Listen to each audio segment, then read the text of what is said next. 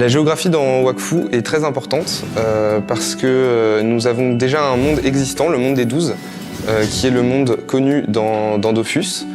Mais ce monde a été complètement dévasté par un ogre, Ogrest, qui a acquis les 6 Dofus primordiaux et qui, dans un élan de colère, a fait monter les eaux et a complètement dévasté ce monde. Il ne reste maintenant plus que des îles. Sur ces îles, il y a 4 nations et ces nations, ce sont les joueurs qui vont en prendre le contrôle.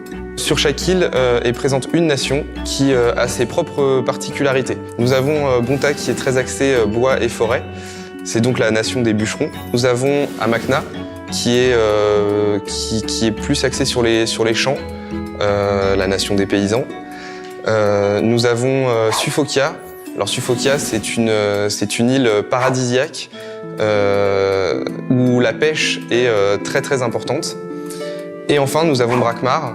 Brakmar n'a pas une nature très avantageuse. Il y a peu de champs, peu de forêts. En revanche, ils ont des minerais à foison. Et donc ça va être la nation des mineurs et des frappeurs de canne surtout. Chacune de ces nations est articulée autour d'un quartier général, qui est une zone un petit peu protégée, où les joueurs peuvent développer leur premier niveau et s'entraîner un petit peu comme ils le veulent. À l'extérieur de cette zone protégée du quartier général, les zones sont beaucoup plus sauvages, c'est là qu'on va trouver des monstres beaucoup plus puissants.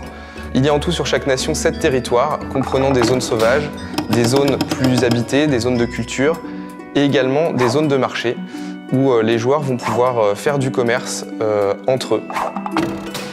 À côté des îles principales des nations, se trouvent des îles beaucoup plus petites, qui sont des îles conquérables, qui représentent un seul territoire. Les nations vont devoir se battre pour pouvoir obtenir cet avantage-là.